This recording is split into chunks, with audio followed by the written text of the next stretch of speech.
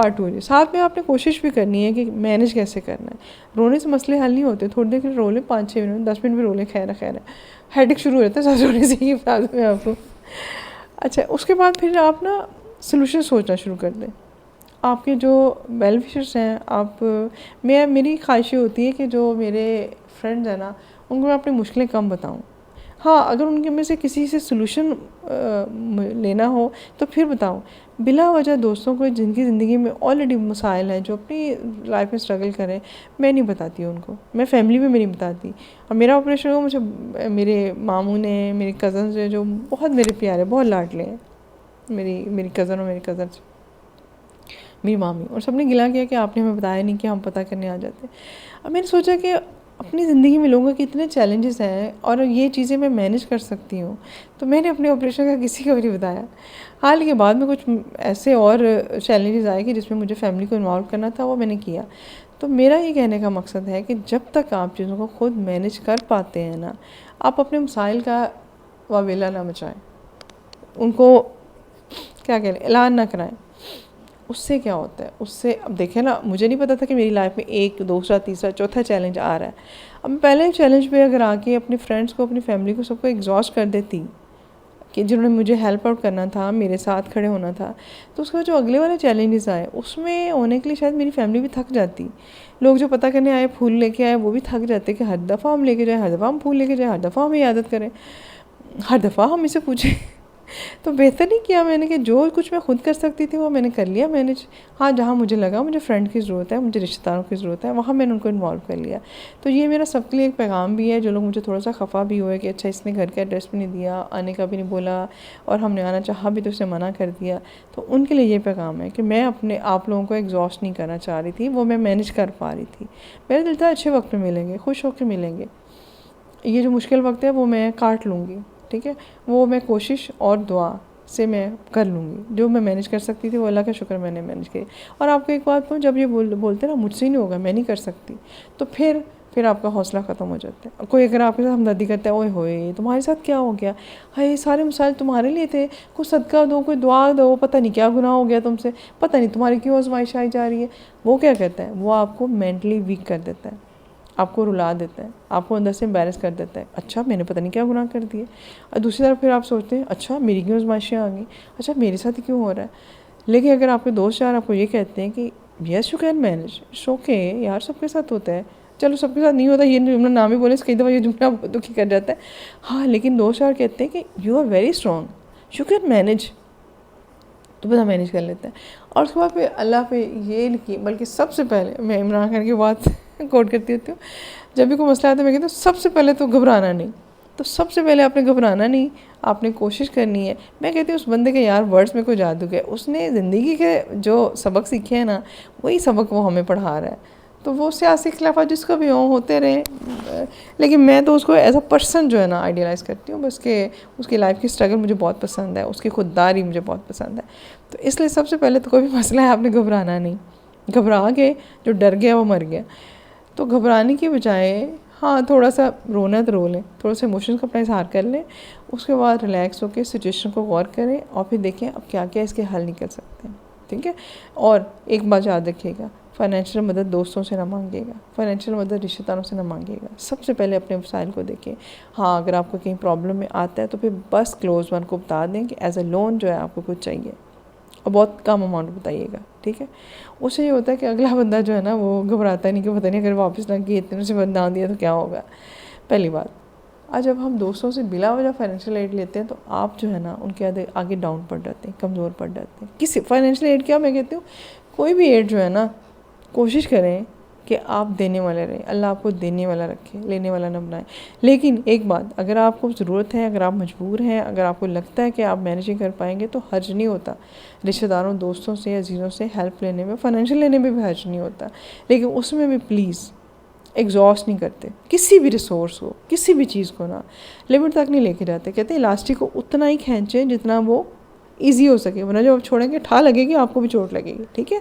कोई इनकार करेगा ठा करेगा, आपके दिल पे ठा करके लगेगा। सोच समझ के बात करें।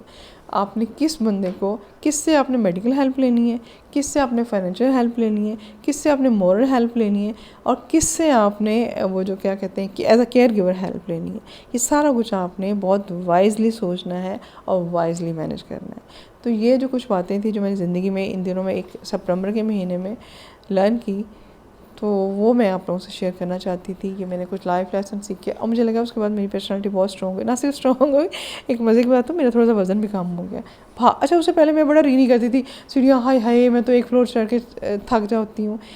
मैंने 4 फ्लोर चढ़े और दिन में कुछ 10 सवा चढ़े और मुझे पता भी नहीं चला, ना मेरा सांस फूला ना मुझे थकन, क्योंकि उससे पहले मुझे था मैं नहीं सीढ़ियाँ चढ़ सकती, इस दौरान में मुझे चढ़नी है, मुझे करना है। मैं लिफ्ट का वेट ही नहीं करती थी क्योंकि लिफ्ट का वेट करने में बहुत टाइम लगता था। मुझे अर्जेंट लैब से टेस्ट चाहिए होते थे, मुझे अर्जेंट डॉक्टर तक पहुंचना होता था, मुझे अर्जेंट कमरे में पहुंचना होता था अपने पेशेंट के पास। तो मैंने वेट ही नहीं किया। मैं 4 दफ़ा गई हूँ और ख़ुद गई हूँ, मैं लैब में खुद गई हूँ, मैं एक्सरे डिपार्टमेंट में खुद गई हूँ, मैं डॉक्टर के पास खुद गई हूँ, थिएटर के बाहर खुद बैठी हूँ, थिएटर के अंदर खुद गई हूँ। मतलब मैं जहाँ जहाँ खुद जा सकती थी वो मैंने किया। लेकिन इस दौरान एक और बात बताऊँ, मैंने अपने आप को एग्जॉस्ट नहीं किया। मैंने खाना भी खाया है, मैं 2-4 घंटे 3 घंटे, चाहे वो एपिसोड में आधा घंटा मैंने नींद भी ली है।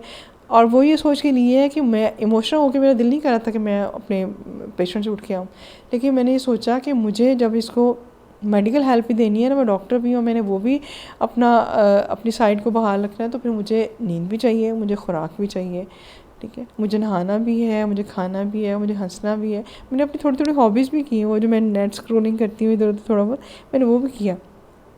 यानी अपने आप को एक वो लफ्ज़ याद आ रहा है जो मैं हमेशा बोलती हूँ, फ्रेश बबल, मैंने आपको फ्रेश भी रखा, ठीक है, वो ज़रूरी था। जैसे जितना बड़ा भी मेरे पे स्ट्रेस था ना, लेकिन मैंने उसके लिए अपने आप को मेंटली तैयार करने के लिए अपने लिए थोड़ी सी छोटी छोटी हॉबीज़ भी रखी, थोड़ा सा रेस्ट भी किया, कोई फैमिली फ्रेंड के साथ मैंने राब्ते भी रखे। दोस्तों को बिल्कुल नहीं भूली, इसलिए कि कोई ये ना कहे कि पता नहीं कहाँ गायब हो गई है ना, लेकिन सबको अपने मसाइल भी नहीं बताए, कुछ को बताए जिनको मुझे था कि अच्छा मेरा दिल जब भरा है ना, मेरा दिल किया मैं किसी से शेयर करूँ, तो मैं कुछ लोगों से शेयर किया। अच्छा, इसमें जो सबसे ज़्यादा मैं थैंकफुल होना चाहती हूँ और मैं रियली दिल से ऑब्लाइज हूँ मुजाहिद हॉस्पिटल मदीना टाउन, इनकी मैनेजमेंट, इनका स्टाफ बस, और doctors. Simply I want to say कि आई एम थैंकफुल। और अगर ये जुमला इतना कॉमन और चीप सड़ा हुआ ना होता तो आई कैन से कि आई लव यू ऑल, ठीक है। मुझे सब ने फैसिलिटेट किया, मुझे सब ने प्यार दिया, सब ने केयर दी, सब ने रिस्पेक्ट दी।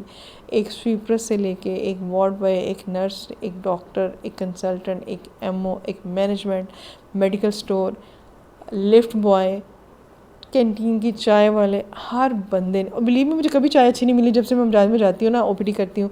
मैं इतनी सड़ी हुई कभी कैसी, और इन दिनों मुझे इतनी अच्छी चाय मिलती रही, इतना मतलब वो एक जिसको चाय की आदत हो वो बंदा वो सोच सकता है कि चाय अगर अच्छी नहीं मिले तो क्या हाल होता है। तो मैं कहती हूँ इतनी अल्लाह की मदद शामिल रही। और special thanks to doctor Mahar Imran, doctor Rana Suhail, और डॉक्टर जो मेरे सबसे स्वीट, मेरा दिल कर रहा था, ये छोटा बच्चा होता है मैं इसके सर पे हाथ पे थी, मैं कहती हूँ ओए सदके मेरा बच्चा, मेरा सोना, वो डॉक्टर महर इमरान के साथ मेरा दिल करने को दिल कर रहा था। और दूसरा डॉक्टर अब्दुलरहमान ऑर्थो के, he is such a gem person, ठीक है। और रियली मेरा दिल कह रहा था कि मैं इसके सर पे प्यार दूँ, मेरे को माँ सदके। डॉक्टर महर इमरान और डॉक्टर जो है अब्दुलरहमान, इन दोनों के लिए मेरी ना वैसे ममता जा करी थी बार बार। मैं एक वो जो क्या कह लें, एक होता है ऑफिशियल डिकोरम, उसका एहतराम करते हुए मैं नहीं कुछ बोली, वरना मेरा बड़ा दिल कर रहा था कि मैं इनको बिल्कुल यूँ प्यार दूँ। तो I am really thankful to all of you जिस तक मैं पहुँचे ये सारा स्टाफ मुजाहिद का। और एक स्पेशल थैंक्स जो मैंने जो कहना है वो डॉक्टर इनामुल गेस्ट्रो के हैं, बहुत नाइस, बहुत ही अच्छे। वो स्पेशली घर से आए देखने मेरे पेशेंट को, तो मेरे लिए स्पेशल थैंक्स। मुजाहिद हॉस्पिटल में तो MS आए राउंड पे, स्टाफ ज़्यादा, हर बंदा जिसका मुझे नाम नहीं आता, जिसका मैंने नाम लिया, मेडिकल स्टोर वाले, मतलब मैं उनका बिल देना भूल गई। वो 5-6 दिन के बाद मुझे याद है तो उन्होंने कहा जी बिल, तो मैंने बिल कल पे किया, भूल गया मुझे, मेरे बैग में रसीदें पड़ी थी क्योंकि उस वक्त एमरजेंसी थी, तो मुझे बिल भी देना याद नहीं रहा। और सबसे ज़्यादा जो मेरा लाडला जो मुझे सबसे ज़्यादा सताता है, आबिद, ठीक है। इसके अलावा मुजाहिद के बहुत सारे स्टाफ जिनका मैं नाम कुछ का ले नहीं सकती, तो उन सब के लिए बहुत प्यार। फिर जो मेरी बहुत लाडली मेरी प्यारी साइकोलॉजिस्ट, मेरी दोस्त, मेरी गुड़िया जवाहरा, जिसने मुझे रात रहने की ऑफ़र की, मेरे साथ रहने की, अपना सामान लेके के आई कि मैं आपके साथ ही सोऊंगी। फिर उसके हस्बैंड डॉक्टर तारिक। तो मैं कहती हूँ जिसका मैंने नाम नहीं लिया वो भी, और जिनका मैंने नाम लिया, कुछ का मैं मजबूरी भी नहीं ले सकती, लेकिन हर बंदे ने मेरे साथ इतना कोऑपरेट किया है, इतना कोऑपरेट किया है कि, और मैं सोचती हूँ ये मेरी माँ की, ये मैं आपको बताऊँ नेकियाँ होती हैं जो कैश होती हैं। मेरी माँ अपनी उम्र की, अब तो जिस हिस्से में वो बेचारी कुछ नहीं कर सकती, लेकिन जिस वो एक्टिव लाइफ में थी, उन्होंने लोगों के साथ बहुत भलाइयाँ की हुई, बहुत नेकियाँ की हुई। अब वो लोग नहीं थे, लेकिन उनकी जगह अल्लाह ने और लोगों को भेज दिया, और उसके बदले में अल्लाह ने उनके लिए इतनी आसानियाँ कर दी, इतनी आसानियाँ कर दी कि मैं खुद हैरान थी कि doctor Abdul so nice of him. उन्होंने कहा कि ब्लड का रेन नहीं हो रहा मैडम, मैं आके ब्लड दे देता हूँ, मैं आपकी मदर के लिए ब्लड दे दूँगा। इससे बड़ी बात हो सकती है कि सर्जन कह रहे हैं मैं पहले ब्लड दूँगा और फिर मैं अंदर जाके ऑपरेट करूँगा। कभी नहीं सुना होगा ना आपने, मैं तो कभी नहीं देखा, वो भी नहीं सुना। तो मेरी ज़िंदगी में अल्लाह ने इतनी आसानियाँ कर दी। अब सिर्फ उसमें 2 चीज़ें थी।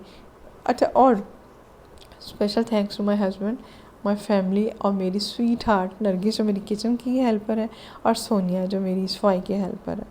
इन सब ने, और मेरे जो साथ हैं ड्राइवर हैं, उनमें मैंने वो कहा ना, मैं कुछ मजबूरियों में सबके नाम नहीं ले सकती, लेकिन वो जो 2 बंदे हैं, और ख़ास एक, ठीक है, जो बहुत अल्लाह का शुक्र हमेशा करते हैं, हमेशा कहते हैं अल्हम्दुलिल्लाह, वो उन्होंने दिन रात जिस टाइम मैंने कहा अवेलेबल रहे, और उन्होंने मेरा इतना साथ दिया है कि मेरे दिल से सिर्फ दुआ निकलती है कि अल्लाह मियाँ आप इनको अजर देना। जैसे आपने मेरी माँ ने नेकियां की हैं, और इस उम्र में मेरी माँ के लिए आसानियाँ लोगों ने आके कर दी, तो इसी तरह जिन जिन लोगों ने मेरे लिए की हैं, अगर उनके लिए वही लोग आसानियाँ कर सकते हैं तो कर दें, वरना फिर अल्लाह ताला उनकी ज़िंदगी में आसानियाँ करने वाले लोग भेज देना। आमीन सुम्मा आमीन। अल्लाह हाफिज़, फिर मिलते हैं।